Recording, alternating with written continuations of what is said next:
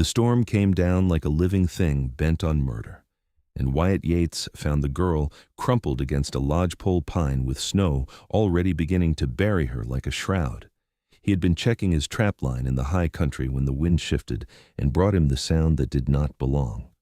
A sound too human for this white wilderness.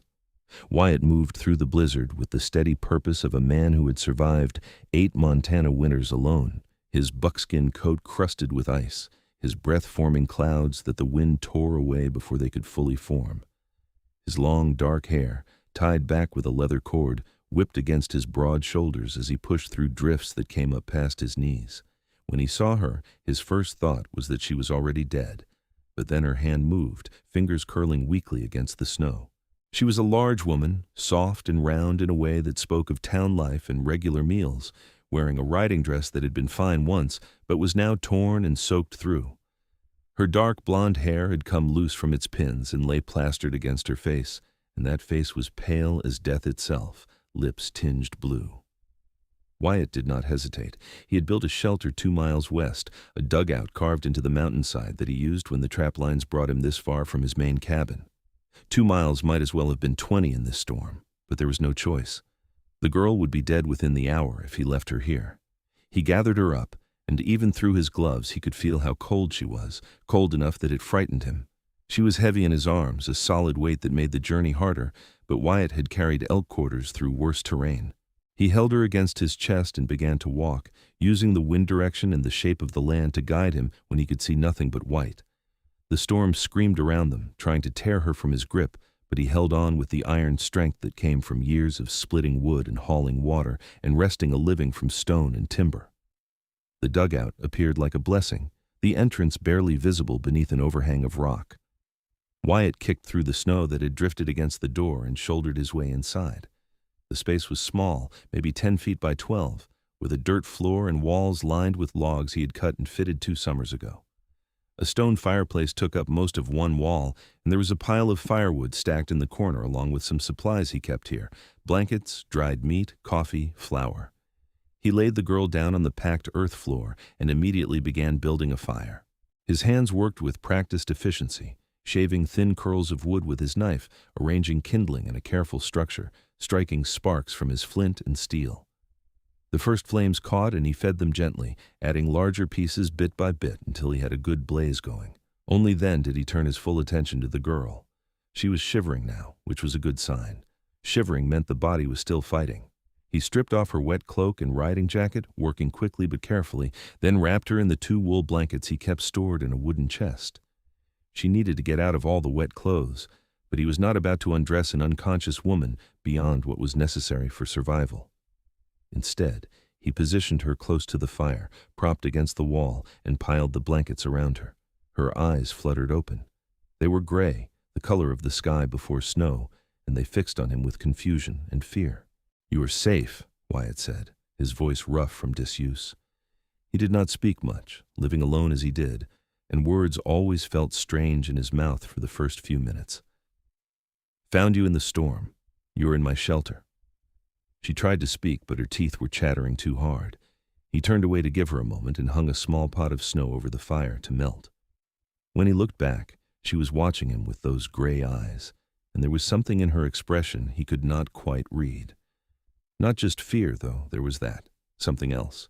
Wariness, maybe. Resignation. "What is your name?" he asked, keeping his voice gentle. He knew he was a frightening sight, 6 feet 4 inches of muscle and weathered skin, with a thick beard and hair that had not seen scissors in more than a year. His hands were scarred from 100 small injuries, his buckskin clothing stained and worn. He looked like what he was, a man who belonged to the wilderness. "Eleanor," she managed through the chattering. "Eleanor Sutton?" "Wyatt Yates." He ladled some of the warming water into a tin cup and brought it to her. "Drink this slow, just water, but it will help." She took the cup with shaking hands and sipped. Some color was starting to come back into her face, though she was still dangerously pale. He studied her more carefully now, seeing the quality of her dress beneath the damage, the softness of her hands, the way she held herself even in distress. This was a woman of some means, or at least a woman who had been raised with care. "How did you come to be out in the storm?" he asked. Eleanor closed her eyes for a moment, and when she opened them again, they were bright with unshed tears. My horse bolted. I was riding from Missoula to meet my uncle in Helena. We were traveling through the mountains when the storm came up suddenly, and something spooked my horse. He threw me and I landed hard, and by the time I got to my feet I could not see anything, could not find the trail. I tried to find shelter, and I must have walked the wrong direction. I do not remember much after that, just the cold, and then darkness. "Your uncle will be looking for you," Wyatt said. It was not quite a question. A strange expression crossed her face. Perhaps, or perhaps not. There was a story there, but he did not press. She was still shivering, still in danger, and questions could wait.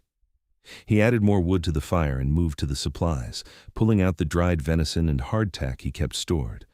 It was not much of a meal, but it would do. He put water on to boil for coffee and cut strips of the venison, arranging them on the hearthstones to warm. Outside, the storm continued to rage. The wind howled like wolves, and snow hissed against the hide covering the single small window. Wyatt had been through enough mountain storms to know this one would last through the night at least, maybe longer. They were trapped here together, this strange, soft woman from town and him, until the weather broke. Eleanor drank more water and accepted a piece of the warmed venison when he offered it. She ate slowly, and he could see the effort it took, but she got most of it down. The shivering was easing now as the warmth of the fire and the blankets did their work. He poured coffee when it was ready, strong and black, and she wrapped her hands around the cup and breathed in the steam. "You saved my life," she said quietly. "I would have died out there." "Yes," Wyatt agreed, because there was no point in denying the truth. "But you did not die. You are here, and you are warming, and that is what matters." "Why?" The question seemed to burst from her. "Why did you come looking? Why did you risk the storm for a stranger?" Wyatt considered the question, which was a fair one. "I heard something that did not belong, could not leave without knowing what it was. When I found you, there was only one choice to make. Most men would have considered the risk too great. I'm not most men." She studied him over the rim of her coffee cup, and he bore the scrutiny with patience. He was used to being watched by wild things deciding if he was a threat. It was a strange feeling to be assessed the same way by a woman in a torn riding dress, but not unpleasant.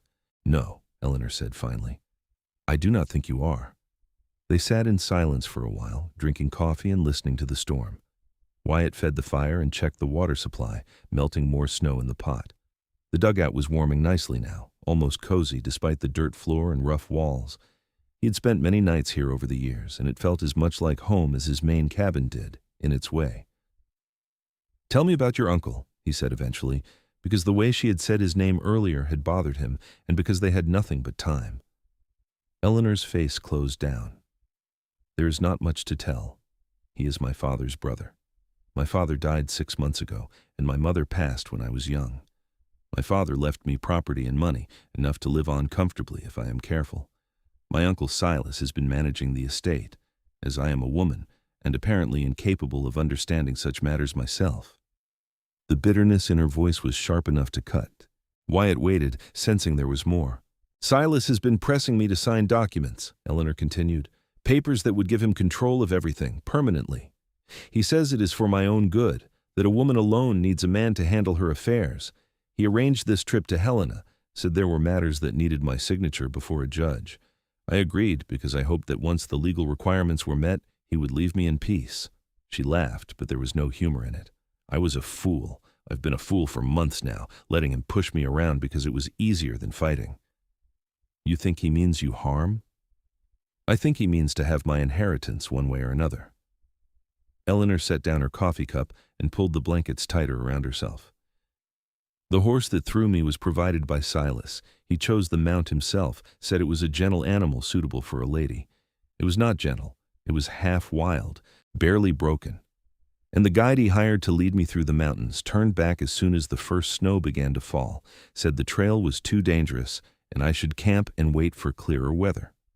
But my uncle's letter said I must arrive by the 15th, that the judge would only be in Helena for a few days. So I pressed on alone, and the horse panicked, and here I am." Wyatt absorbed this, his mind working through the implications. You think it was planned? The horse, the guide leaving, the tight schedule. I think if I had died in that storm, Silas would have wept convincingly at my funeral and inherited everything without contest. I think I am an inconvenience he would like to see removed. She looked at him directly. You must think me mad or paranoid. Rich city women seeing plots where there are none. I think, Wyatt said slowly, that you know your uncle better than I do. And I think a man does not live alone in the mountains for 8 years without learning to trust his instincts about people. Your instincts are telling you something is wrong. That's enough for me. Something in Eleanor's expression softened. You believe me. I believe you. The simplicity of it seemed to affect her deeply. She blinked rapidly and looked away, and when she looked back, her eyes were wet. No one has believed me. The lawyer in Missoula said I was overwrought with grief. The banker said I should trust my uncle, that he had my best interests at heart. My friend Margaret said I was imagining things because I was not adjusting well to my father's death. Everyone told me I was wrong, that I was foolish, that I was being hysterical. They were not there, Wyatt said. They did not see what you saw. I am learning that people in towns would rather believe a comfortable lie than a difficult truth. You have no love for towns, I take it. Towns are fine for those who want them. I do not want them. He poured more coffee for both of them.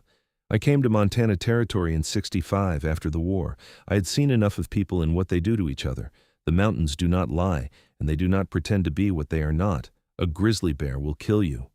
But at least it does so honestly. You were a soldier? For a time. He did not elaborate, and she seemed to sense it was not a topic he wished to pursue. Instead, she asked about the trap lines, about the animals he caught, about how one survived alone in country this rough. Wyatt answered her questions, finding to his surprise that he did not mind the conversation. She listened with genuine interest, asking intelligent questions, and there was something pleasant about having another voice in the shelter besides his own. As the evening wore on, Eleanor's color continued to improve. The deathly pallor faded and was replaced by a healthier flush, though exhaustion was clear in every line of her body.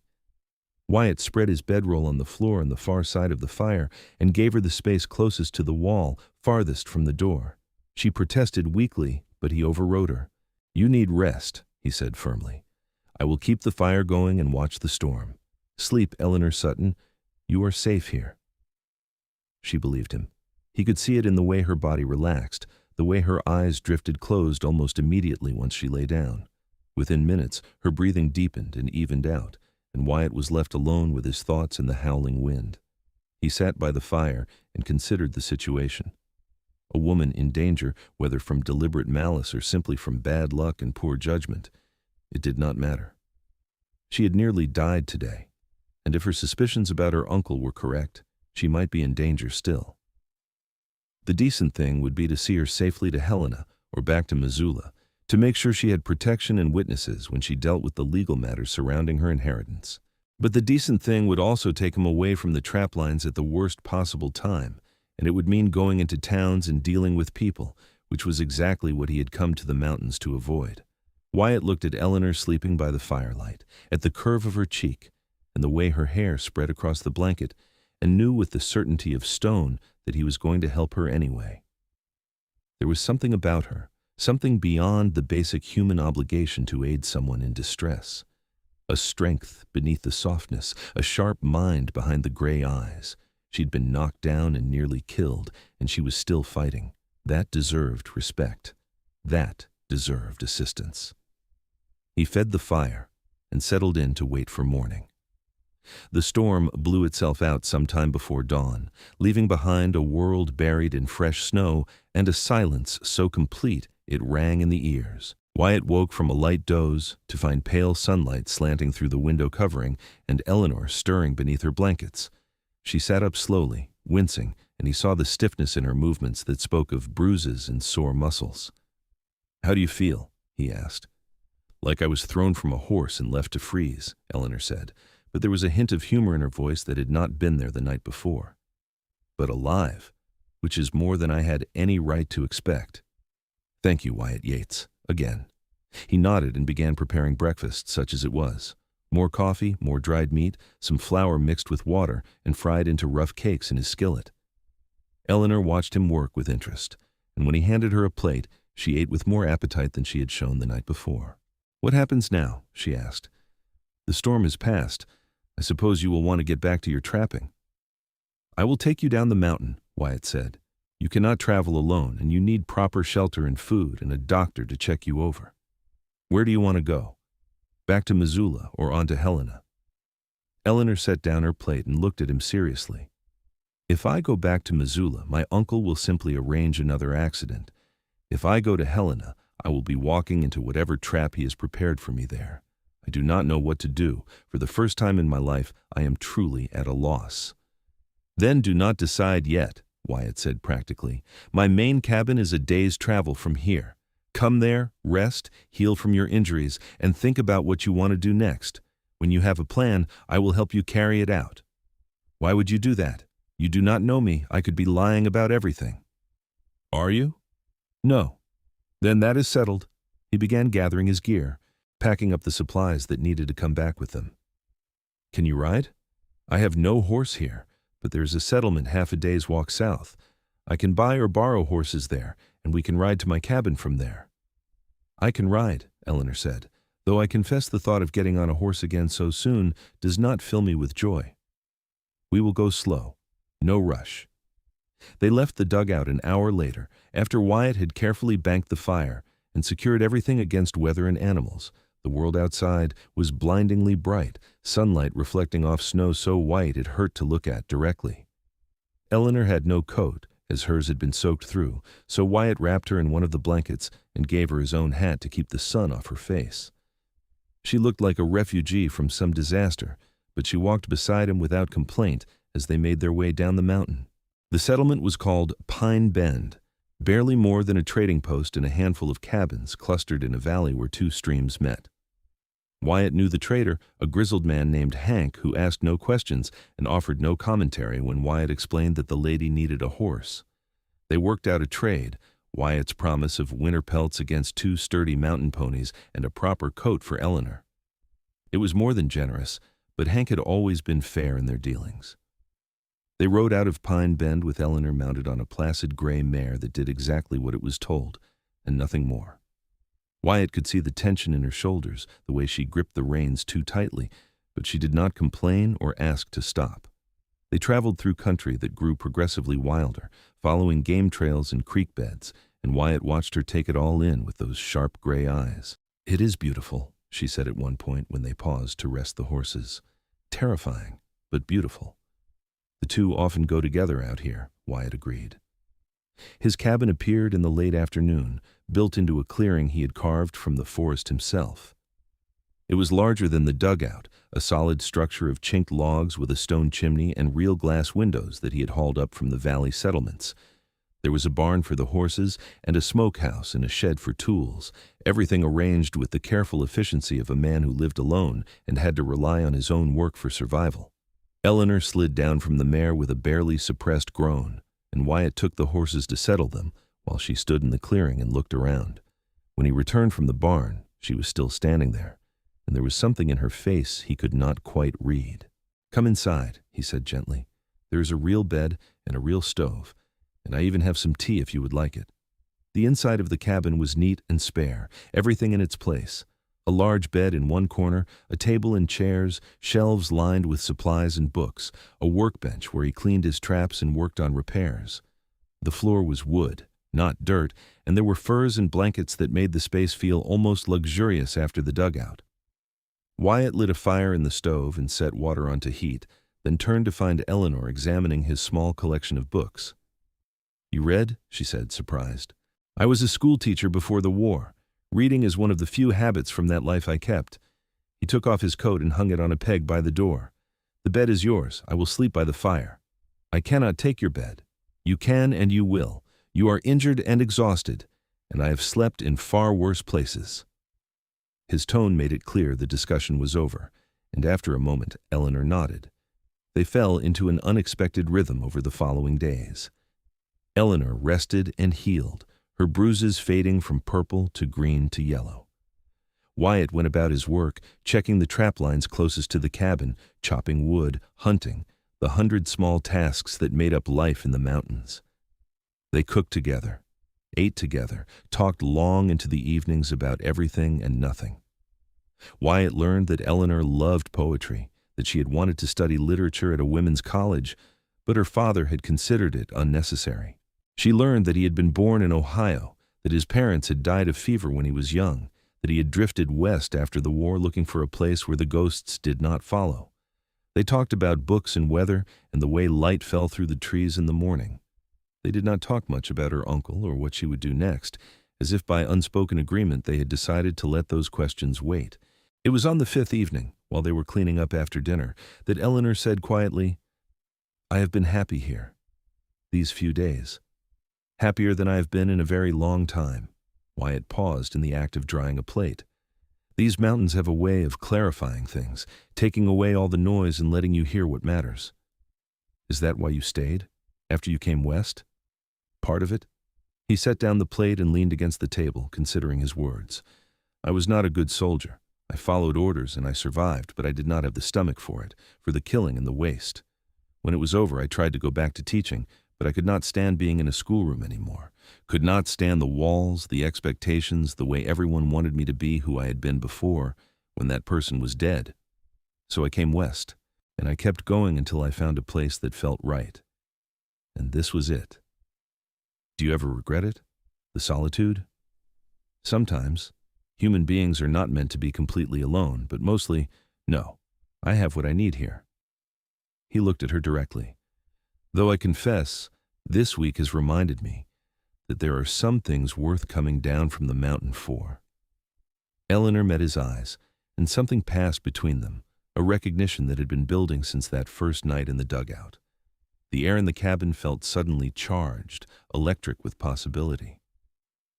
"Wyatt," she said softly, "I do not know what I'm supposed to do, about my uncle, about my inheritance, about any of it.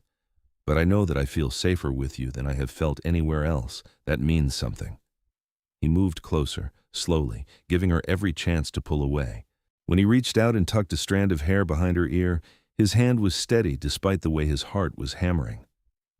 "You do not have to decide everything tonight, but you should know that if you want to fight for what is yours, I will stand with you.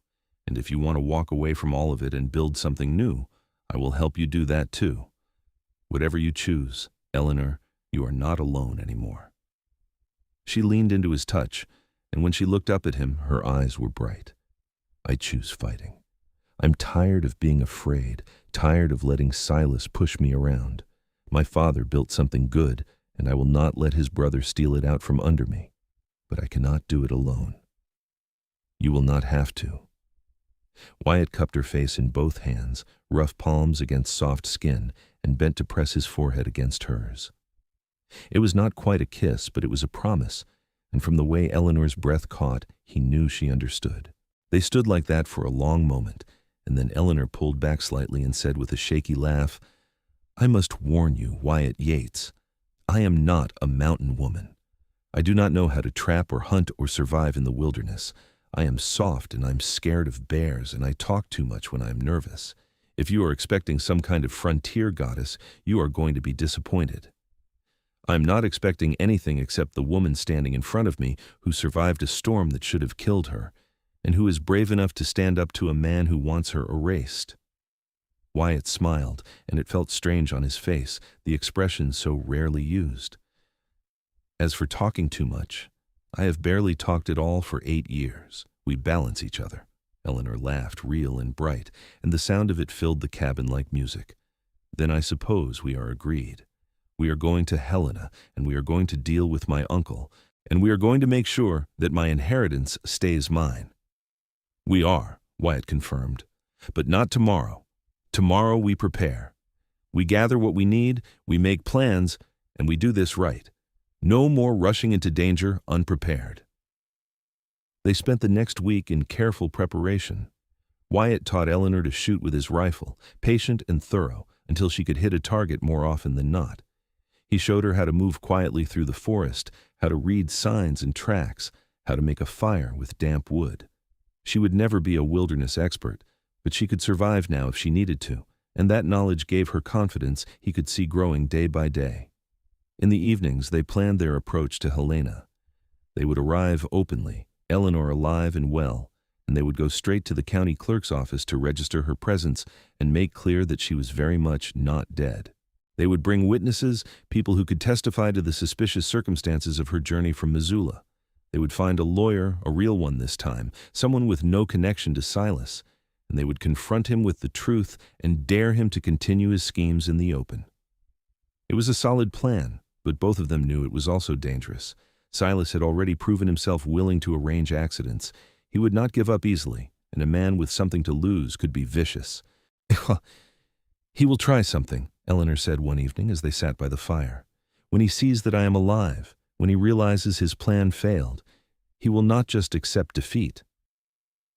"Let him try," Wyatt said quietly, and there was something in his voice that was harder than usual, an edge of steel. "I have dealt with men like your uncle before.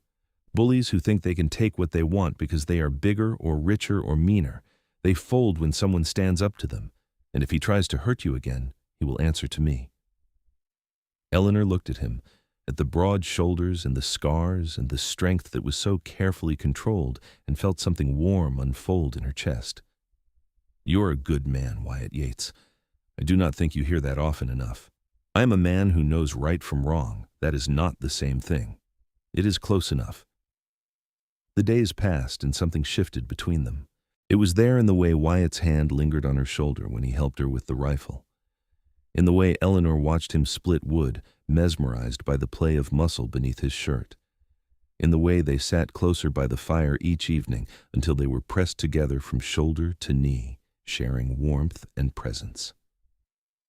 It was Eleanor who closed the final distance on the night before they were set to leave for Helena. They were sitting by the fire, as usual, and she turned to him and said, "I am frightened. Of tomorrow, of what might happen.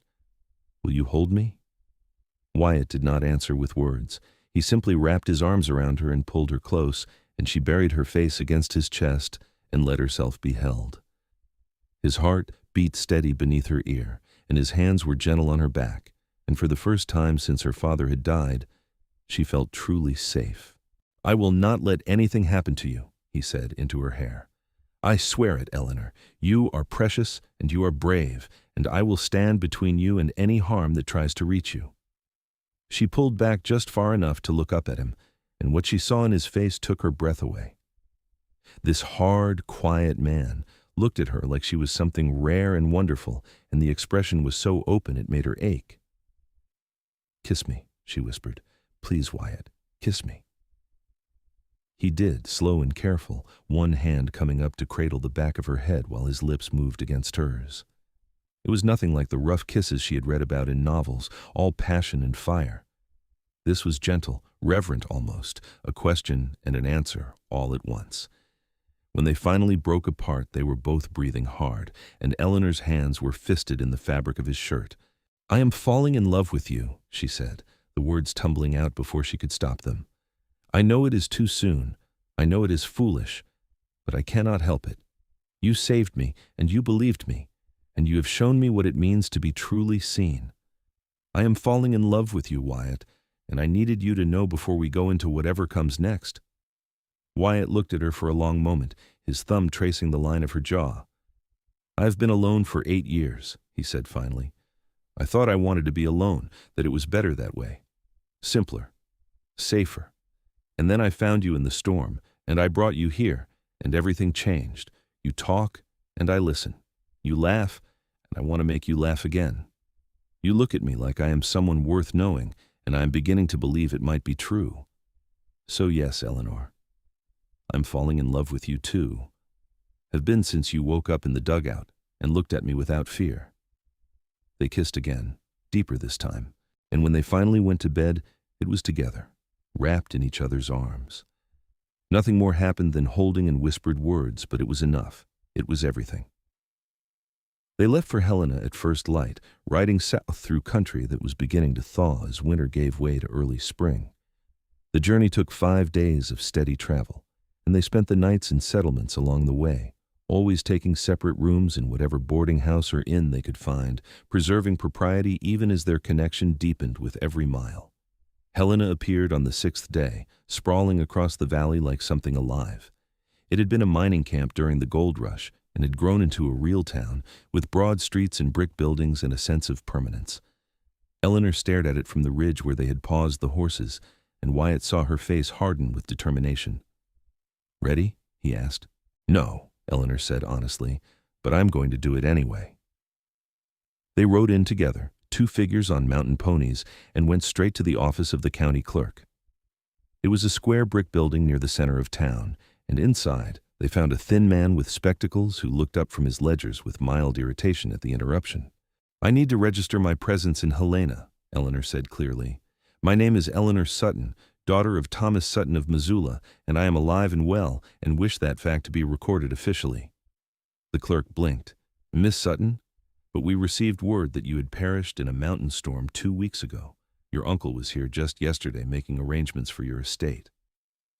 "My uncle was premature," Eleanor said, and there was ice in her voice. "As you can see, I am very much alive. The storm did catch me, but this man found me and saved my life. I wish to make a formal statement regarding the circumstances of my travel from Missoula, and I wish to contest any actions my uncle may have taken regarding my inheritance." The clerk looked between Eleanor and Wyatt, clearly trying to decide if this was some kind of elaborate fraud. Wyatt stared back at him with the flat expression that had discouraged many a conversation over the years, and eventually the clerk wilted and began pulling out the appropriate forms. It took the better part of the day to get everything recorded.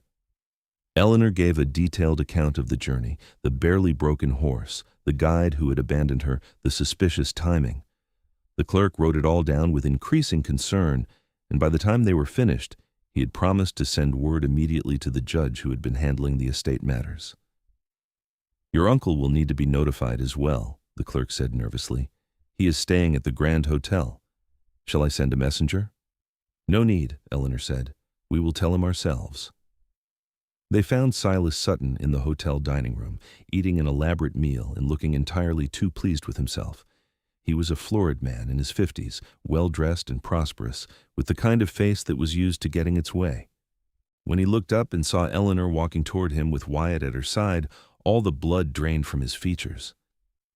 "Eleanor," he gasped, half rising from his chair, "you are alive. Thank God, we thought. The storm. How did you—" "Save it, Uncle," Eleanor interrupted, and her voice could have frozen the river. "I know exactly what you thought, what you hoped. I know about the horse you chose for me, the guide you paid to abandon me, the convenient deadline that forced me to travel in dangerous weather. I know that you have been maneuvering to have me declared dead so you could seize my inheritance, and I am here to tell you that it has failed. I am alive, I am well, and I am going to make sure everyone in Montana Territory knows exactly what you tried to do." Silas's face went from white to red. He looked at Wyatt, clearly trying to assess if this large, dangerous-looking man was a threat, and apparently decided he was. "I do not know what lies she's been telling you," he said, addressing Wyatt instead of Eleanor. "My niece has been unwell since her father's death. Grief does strange things to the mind. I have been trying to help her, to protect her interests, but she has become paranoid and difficult." "I am standing right here," Eleanor said coldly, "and I am not a child or a lunatic to be talked around. You tried to have me killed, Uncle. Admit it." "I did no such thing. You are delusional, girl. That storm was an act of God, a tragedy that I have been mourning." "You were mourning yesterday," Wyatt interrupted, his voice low and dangerous, "when you were here making arrangements for her estate. Strange thing to do when the body has not even been found, is it not?" Silas glared at him. "Who are you to interfere in family matters? Some mountain tramp she picked up, no doubt looking to get his hands on her money." "I see through you, sir. You are no better than a fortune hunter." Wyatt took a single step forward, and Silas actually flinched. "I am the man who found her half dead in a blizzard and saved her life. I am the man who believes her when she says you are a liar and a thief, and I am the man who will make sure you face consequences for what you tried to do. As for the money, I do not want it and I do not need it. I want Eleanor safe and free, and I will ensure she gets both." Other diners were watching now, a growing audience for the confrontation. Silas seemed to realize he was losing control of the situation. He sat down heavily and reached for his wine glass with a shaking hand. "You have no proof of any wrongdoing. This is slander, defamation. I could have you arrested." "Oh, try it," Eleanor said. "I've given a full statement to the county clerk. The judge will be informed. And I'm going to find every person you bribed or threatened or paid off, and I'm going to make sure they tell the truth. You are finished, Uncle Silas. My father trusted you, and you betrayed that trust in the worst possible way. You will not profit from it." She turned and walked out of the dining room with her head high, and Wyatt followed, leaving Silas sitting alone among the whispers and stares. Outside, Eleanor was shaking, adrenaline and fury making her hands tremble. Wyatt took her arm gently and steered her down the street, away from the hotel, until they reached a quiet park where they could sit on a bench beneath budding trees. "You were magnificent," he said quietly. "You stood up to him. You did not back down." "I wanted to hit him," Eleanor confessed. "I wanted to scream and rage and make him hurt the way he tried to hurt me. Is that wrong? It is human, but you did better than that. You faced him with truth and witnesses, and you showed him that you will not be erased. That takes more courage than violence ever could." Eleanor leaned against him, and he wrapped an arm around her shoulders. They sat like that for a long time, watching the town move around them, and gradually the shaking stopped.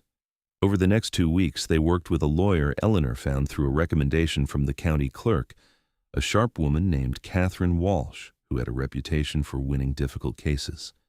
They tracked down the guide who had abandoned Eleanor, and with some persuasion, he admitted that Silas had paid him extra to leave if the weather turned bad. They found the stable owner who had sold Silas the half-wild horse, and he confirmed it had been a strange choice for a lady traveler. Piece by piece, they built a case that even Silas's money and connections could not dismiss.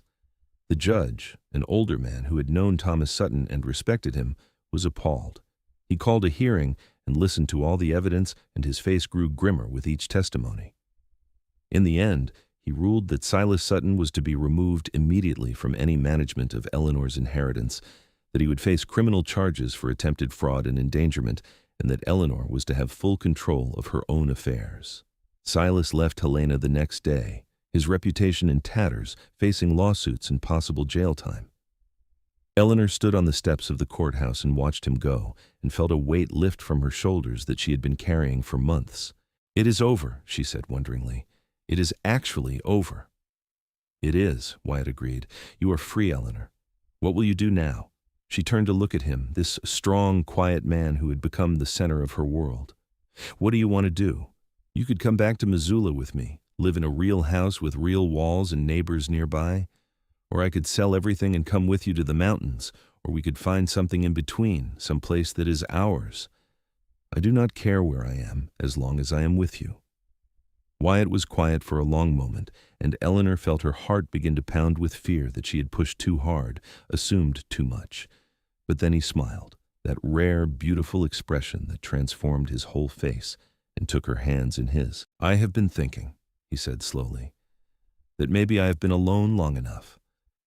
That maybe the reason the mountains felt right for so long was because I was waiting for the right person to share them with.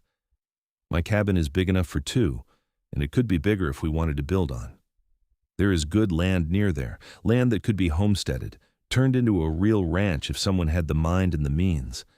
And I have been thinking that a man and a woman together could build something fine in that country, something lasting." "Are you asking me to marry you, Wyatt Yates?" Eleanor's voice was shaking, but with joy this time, not fear. "I am asking you to build a life with me. Marriage is part of that if you want it. A partnership, Eleanor. You and me against whatever comes. You can keep your money, use it to stock a ranch, to buy cattle and horses, and the things we would need. I will give you everything I have, which is not much by town standards, but includes a strong back and loyalty that will never waver. What do you say?" "Yes," Eleanor said simply. "Yes to all of it. Yes to the mountains and the cabin and building something together. Yes to marriage and partnership and you, always yes to you." He kissed her there on the courthouse steps, in full view of half of Helena, and neither of them cared who saw. When they finally broke apart, they were both grinning like fools. They were married a week later by a traveling preacher who happened to be passing through. Catherine Walsh stood as witness, along with Hank from Pine Bend, who had ridden down when he got word. It was a simple ceremony, no fuss or finery, just two people promising to love and honor each other for as long as they both lived. Eleanor sold her father's house in Missoula, but kept the land and investments, which were considerable. With the money, she and Wyatt bought supplies and livestock, good breeding stock that could thrive in the high country. They hired a carpenter from Helena to come up and help Wyatt add on to the cabin, 2 more rooms and a real kitchen with windows that looked out over the valley. That first summer together was hard work from dawn to dusk, building fences and barns, planting gardens, learning to work as a team. Eleanor discovered muscles she had never known she had, and found satisfaction in physical labor that surprised her. Wyatt discovered that having someone to talk to in the evenings made the days feel shorter, and that coming home to Eleanor's smile was better than any solitude. They argued sometimes about how to arrange the furniture or whether to plant beans or squash, the small disagreements of people learning to share space and decisions. But they never went to bed angry, and they always found their way back to each other. In the fall, Eleanor realized she was pregnant. She told Wyatt one evening after dinner, nervous despite everything they had built together, but he swept her up in his arms and spun her around the cabin, laughing with pure joy. They spent the winter preparing, Wyatt building a cradle from pine wood and Eleanor sewing tiny clothes by lamplight. Their daughter was born in the spring with the help of a midwife from Pine Bend. She had Wyatt's dark hair and Eleanor's gray eyes, and they named her Rowan after the mountain ash trees that grew on the ridge above the cabin. Wyatt held her with his big scarred hands so gently, and Eleanor fell in love with him all over again, watching him become a father. 2 years later came their son, born during a summer storm that reminded Eleanor of the blizzard that had brought her to Wyatt. They called him Beatrix, a strong name for a strong boy. No, Eleanor corrected herself sleepily after the birth. That was not quite right. Beatrix was a girl's name. Their son was named after her father Thomas, with Beatrix as a middle name to honor Wyatt's mother. But actually, she realized, still fuzzy from exhaustion, they had planned to name a second daughter Beatrix if they had one. Wyatt, she said, looking down at the baby boy in her arms. What did we decide to name him? Wyatt smiled and stroked the baby's head.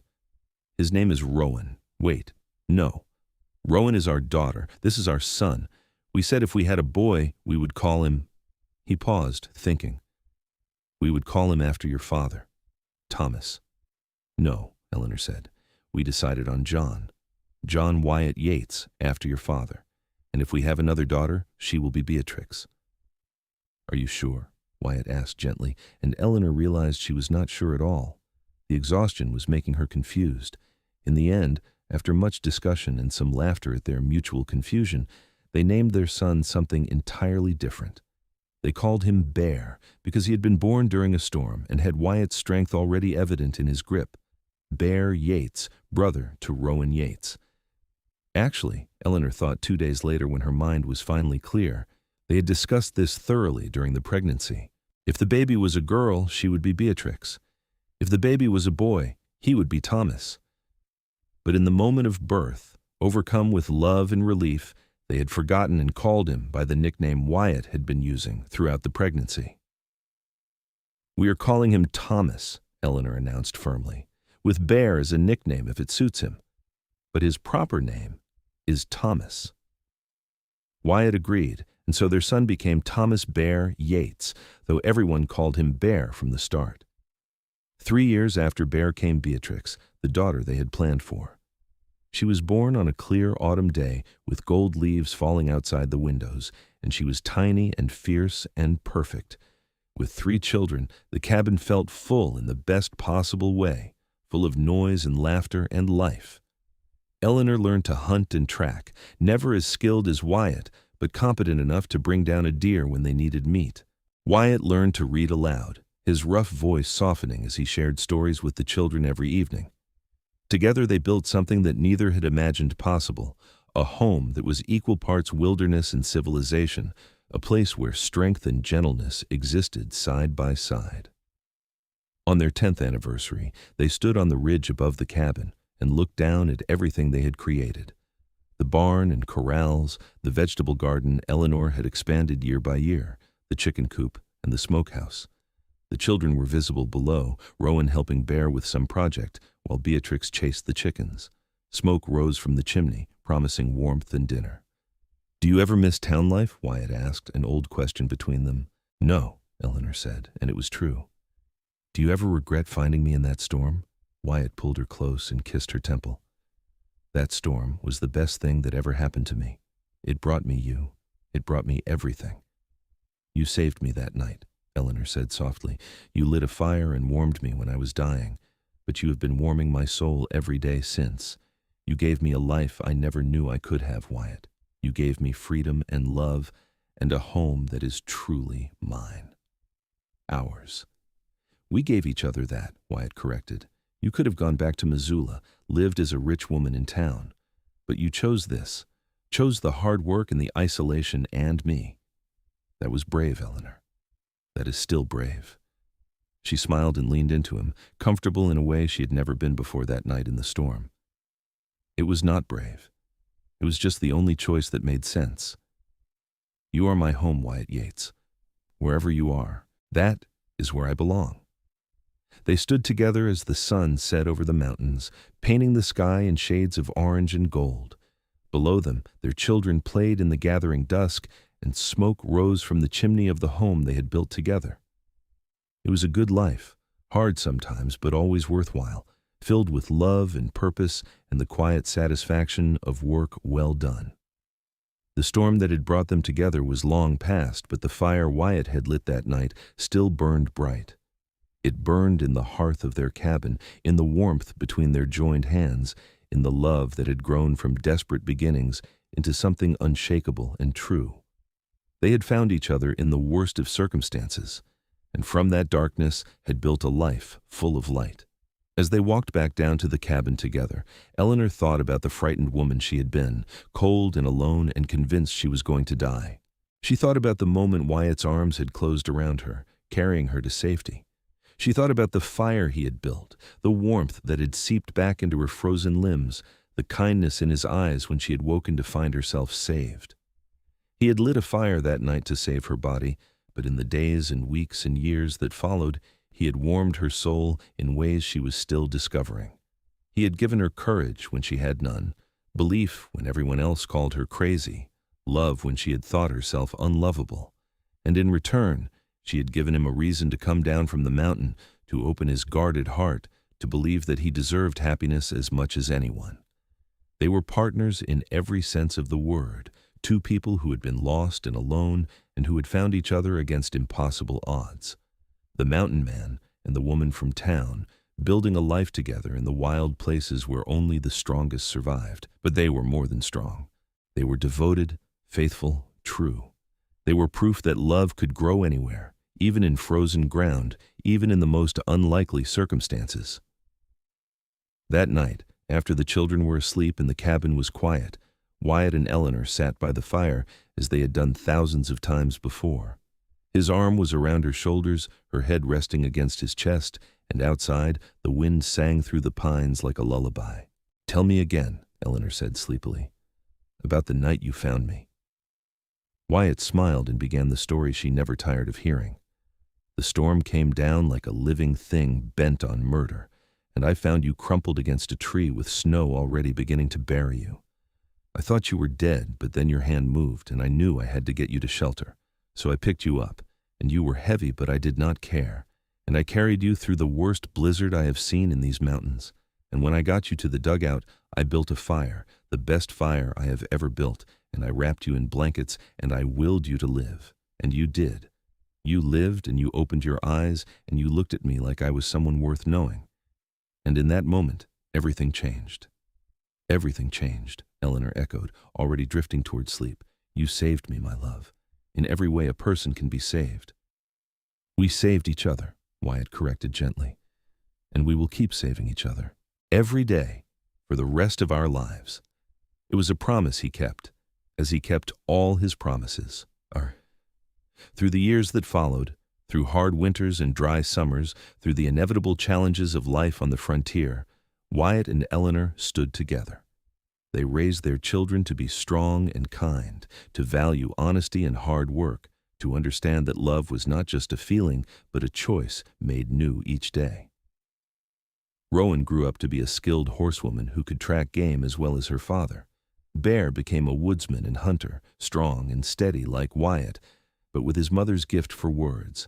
Beatrix, the youngest, was fearless and clever, always asking questions and pushing boundaries, the best of both her parents combined. When the children were grown, they each made their own choices. Rowan married a rancher from the valley and built her own homestead, close enough to visit but far enough to be independent. Bear stayed in the mountains, taking over the trap lines and adding his own cabin further up the ridge. Beatrix surprised everyone by going to college in the east, but she came back eventually, unable to stay away from the mountains that had shaped her. Through it all, Wyatt and Eleanor remained each other's constant. They grew old together in the cabin on the ridge, their hair turning gray, their bodies showing the wear of hard years, but their love never diminishing.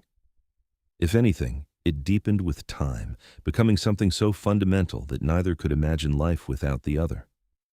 On their 40th anniversary, their children and grandchildren gathered at the cabin for a celebration. There was music and food and laughter, the kind of joyful chaos that comes from a large family that genuinely loves each other. Wyatt and Eleanor sat in chairs of honor, watching the celebration swirl around them, and their hands were clasped together as they always were. 40 years, Eleanor marveled. It feels like no time at all, and also like forever. Is that strange? No stranger than anything else about us, Wyatt said with a smile. A mountain man and a town woman, brought together by a storm. If someone had told me that night what my life would become, I would never have believed them. But I am grateful for every moment, Eleanor. Every single moment with you has been a gift. Even the arguments, even those. Especially those, maybe. They proved we were both still passionate, still engaged in this life we built. I would rather fight with you than agree with anyone else. Eleanor laughed, the same bright sound that had filled the cabin for 40 years. You are a romantic, Wyatt Yates, no matter how you try to hide it behind all that gruff mountain man exterior. I saw through you from the beginning. You saw me, Wyatt agreed, really saw me, when I had spent years making sure no one could. That was terrifying and wonderful all at once. They watched their family celebrate, watched their legacy of love playing out in the children and grandchildren who bore their features and their values. This was what they had built, not just a cabin or a ranch, but a family, a lineage of people who knew how to work hard and love deeply and stand up for what was right. As the sun set on that anniversary celebration, painting the mountains in familiar shades of gold and orange, Eleanor leaned close to Wyatt and whispered, "Thank you for finding me in the storm. Thank you for the fire and the warmth and the life you gave me. I have been happy, Wyatt. Every day with you I have been happy." Wyatt kissed her forehead, his lips gentle against her skin. The happiness was always yours, Eleanor. You just needed to be safe enough to find it. I am honored that I got to be the one to keep you safe, to witness your strength, to love you through all these years. You are the best thing that ever happened to me. The absolute best. They sat together as the stars came out over the mountains, surrounded by family, wrapped in love, complete in a way that only comes from truly knowing another person and being truly known in return. The storm that had brought them together was 40 years in the past, but its legacy lived on in every moment of joy they had shared, in every child and grandchild, in the home they had built and the love they had nurtured. The fire Wyatt had lit that desperate night had never gone out. It still burned in the hearth, yes, but more importantly, it burned in their hearts, a warmth that no winter could touch, a light that no darkness could extinguish. He had saved her body with that fire, but together they had saved each other's souls, had given each other permission to be fully themselves, to love without reservation, to build something beautiful in a harsh and unforgiving landscape. And in the end, that was what mattered. Not the gold or the land or the inheritance that had almost gotten Eleanor killed, not even the ranch they had built or the children they had raised, though those things were precious beyond measure. What mattered was the love, simple and profound, that had grown between a mountain man and the woman he found dying in a storm. What mattered was that they had chosen each other every day for 40 years and would continue choosing each other for whatever time remained. The mountains endured, and so did they. The mountains were strong, and so were they. The mountains were home, and so was the love they shared. It was enough. It was everything. As the celebration wound down and the family began to disperse to various cabins and bedrolls, Wyatt and Eleanor remained in their chairs, reluctant to let the evening end. The grandchildren came one by one to kiss them good night, and each small face was a reminder of what they had accomplished together. "Grandmother," said Rose, Rowan's oldest daughter, a serious girl of 12, "is it true that grandfather found you dying in a blizzard and carried you to safety?" Eleanor smiled and pulled the girl close. "It is absolutely true. I was lost and frozen and certain I was going to die, and your grandfather appeared like a miracle and saved my life. He built a fire and warmed me, and he stayed with me even though he did not know me at all. And then he helped me fight for what was mine, and he married me, and we built this life together. It is all true, sweetheart, every word." "That is the most romantic thing I have ever heard," Rose breathed. "I hope I find someone like that someday." "I hope you find someone who sees you for exactly who you are and loves you for it," Eleanor corrected gently. "That is the real romance, Rose. Not the dramatic rescue, though I will admit that was rather exciting. The real romance is in all the days that came after, all the quiet moments of choosing each other and working together and building something that lasts. Your grandfather is romantic because he makes me coffee every morning just the way I like it, because he listens when I talk, because after 40 years he still looks at me like I am the most important person in his world. That is what you should look for, darling. That steady, constant love." Rose hugged her and ran off to bed, and Eleanor turned to find Wyatt watching her with an expression that made her breath catch even after all these years. "What?" she asked. "You are beautiful," he said simply. "You have always been beautiful. But tonight, watching you with our family, seeing everything we built together, you are radiant.